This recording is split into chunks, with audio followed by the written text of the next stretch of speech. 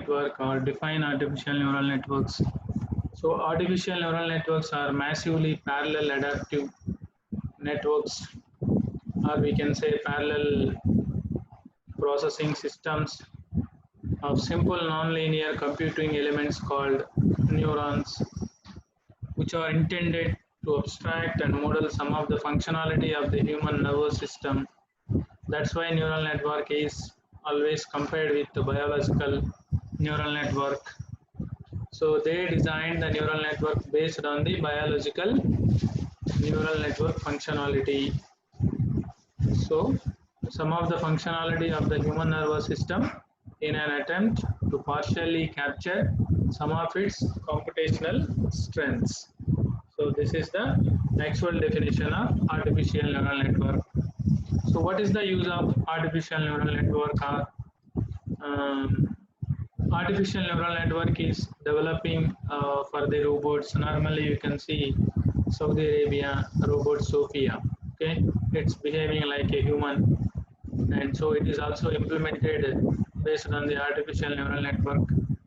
So thinking quality of robot, so it can be decided what if not, with precision. So decision making, people, we are trying to make the device what if, to take the decision what if and what if not. Some of other advantages are adaptive learning, means self learning. So self organization maps, a real time operation. These are all the uses of neural networks. To define error function in neural network. So here neural network, so produce an output. So here we have some predicted output. So the difference between the predicted output and the actual output generated from the network is known as the error. So here we can say error equal to target value or desired output minus network output. So symbolically we can say D minus Y. Error function plays vital role in the training of supervised network. So if error value is 0, we can say it is optimized or it reaches the local minima. If it not reaches the local minima, then propagate backward direction all the values to update the free parameters in the neural network. So this you have to remember. This is very important. Define the Hessian matrix in optimization methods. Gauss-Newton method, we are using Hessian matrix. So here we are using second order partial derivatives, square matrix of a scalar introduced to describe the local curvature of multivariable function, which is known as the Hessian matrix. In neural network terminology, Hessian matrix is a square matrix with the number of rows and columns equal to the total number of parameters in the neural network. So all of you remember what is the Hessian matrix, where we are using this Hessian matrix. Okay, Gauss-Newton's optimization method, we are using Hessian matrix. Explain the use of quasi-Newton method or over Newton's method. Applications of Newton method are costly in computation. To evaluate Hessian matrix, it needs many operations to do. The quasi-Newton method was developed to resolve a drawback of Newton's method. That means to reduce the computations. The iteration of algorithm builds up an approximation of inverse Hessian matrix rather than calculating it directly. So what is RBFNN? Radial basis function neural networks. It finds the distance at point to the center, and it can smoothly work. Two layers exist in the RBF neural network. So the features combine with the radial basis function in the inner layer. So that means hidden layer. Features provide an output which is used in consideration. So number of layers in hidden layer, we can say 2 layers. Input layer, hidden layer and output layer. Majorly we can consider hidden layer and output layer. That's why we can say here it is a two-layer network. So all computations done at hidden layer and all computations done at hidden layer, and it forwards to the output layer. Okay. So here at the hidden layer, it uses the activation function, that is a radial basis function. What do you mean by combination function in neural network, or we can say it is a linear combiner? So whenever you are applying input values to the neural network, so every interconnection it is associated with weights, so it has to find the dot products. So we want to sum all these dot products, and we have to find the sum of all the dot products, that we can say net input calculated value. This is happened at linear combiner. This we can say combination function or summation function we can represent in mathematically. So here combination function is the vector to scalar function, where each non-input combines the value that is fed into the neural network via synaptic connections from other units, producing the net input. Okay. So most neural network uses the following two types of combination functions: linear combination functions in multi-layer perceptrons, and Euclidean distance combination function in radial basis function networks. What are the components of artificial neural network? Neuron, node, bias, algorithm. And all of you trying to know the definition of neuron, node, bias, and algorithm. So know the definitions compared to the biological neuron. What are the activation functions? What is the meaning of activation function? What does activation function in neural network? Activation function translates the inputs into outputs.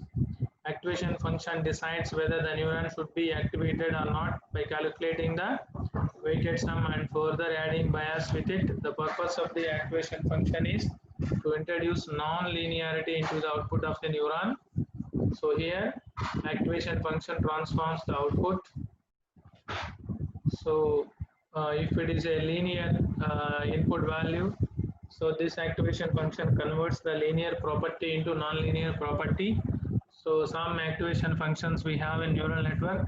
So linear or identity activation function, unit or binary step, sigmoid, logistic, sigmoid or logistic function, tanh or ReLU or softmax function, and ReLU also we have leaky ReLU function.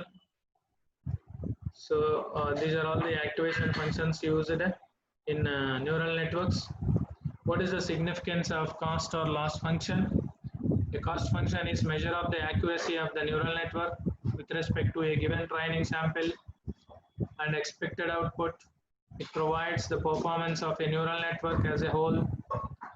Actually, this cost or loss function mostly useful in deep learning. So what is meant by deep learning means more number of hidden layers used in neural network, so that network we can say deeper, that means many hidden layers used in neural networks. That's why we can say it is a deep learning. The goal is to minimize the cost function. So we use the concept of gradient descent. What are the steps for using gradient descent algorithm? These are the simple steps for gradient descent algorithm. Initialize random weight and bias. So we have to initialize random weight and bias, pass input through the network. So we are forwarding and propagating these values to the next layers and get values from the output layer. Calculate here, calculate the error and actual value and the predicted value, and go to each neuron which contributes to the error and then change its respective values to reduce the error. If error is not minimum value, so then we have to update the weights and parameters or free parameters. So we have to update these parameters if the error value is not minimized. Okay, so then reiterate until you find the best weights of the network. You have to continue this process when you got the optimized value or the accurate value. What are hyperparameters? Name a few used in any neural network. Hyperparameters are the variables which determine the network structure. Example, number of hidden units, the variables which determine the network is trained. So hyperparameters are set before training. Number of hidden layers, network weight initialization, so activation function, learning rate, momentum, number of epochs, and batch size. So what is the learning rate in neural network? The learning rate defines how quickly a network updates its parameters.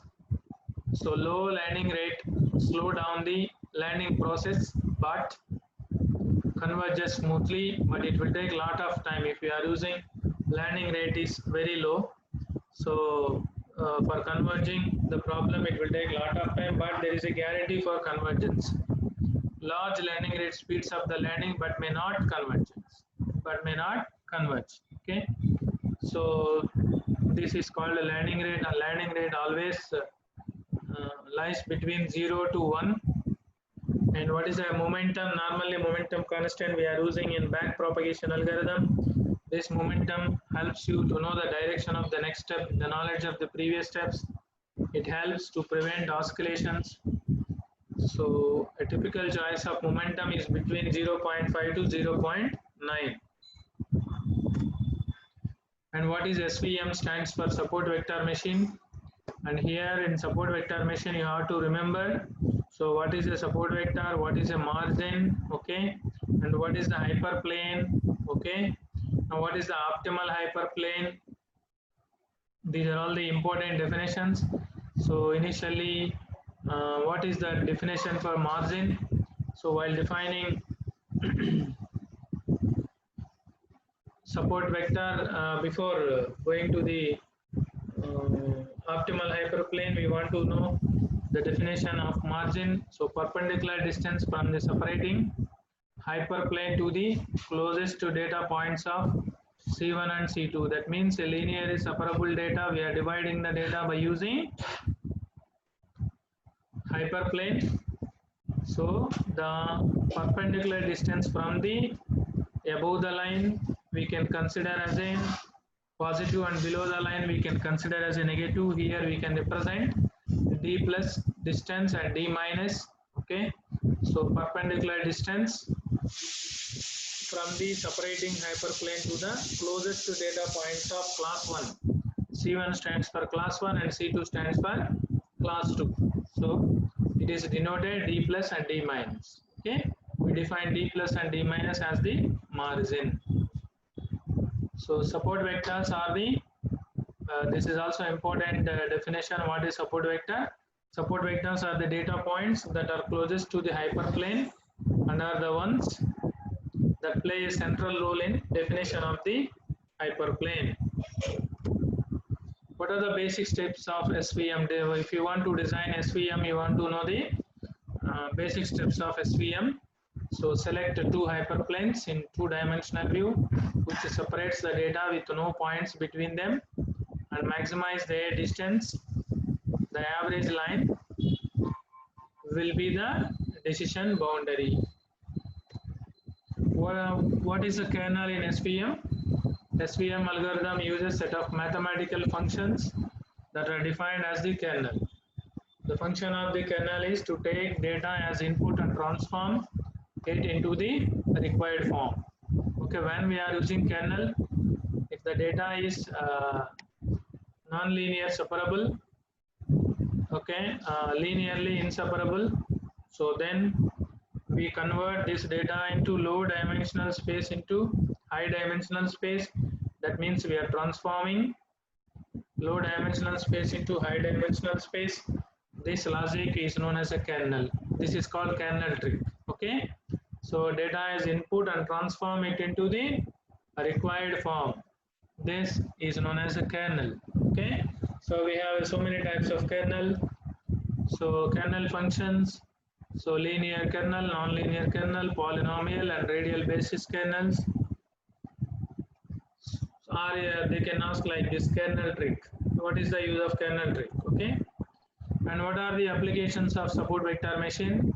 Face detection, detecting a face, Suppose we are giving input as an image. So through applications of SVM, you can detect the face, text and hypertext categorization, bioinformatics, handwriting recognition, classification of images. These are the main applications of support vector machines. And what is the optimal hyperplane? So from the picture, you can see, now you understand what is margin and what is the distance.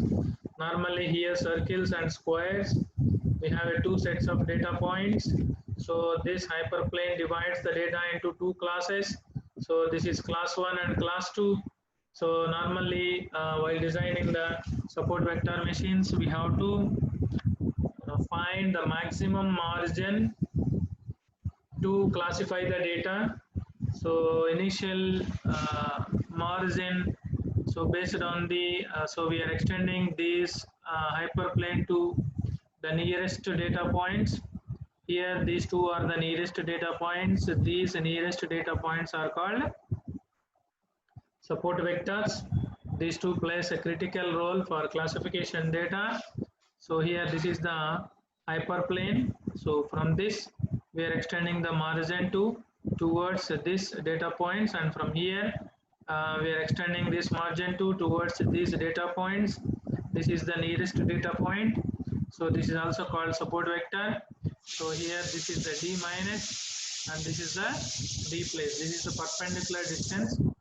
So here this is the perpendicular distance, and we can refer D plus and D minus. So the total we can say margin. This is the maximized margin.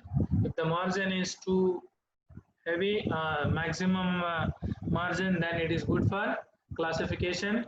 So then this is called as a optimal hyperplane linear classifier. Normally we can use single line to classify the data.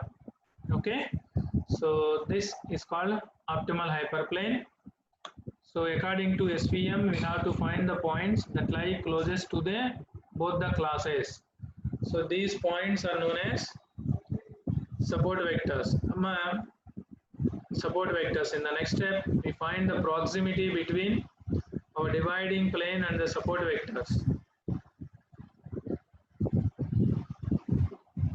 We find the proximity between our dividing the plane and the support vectors.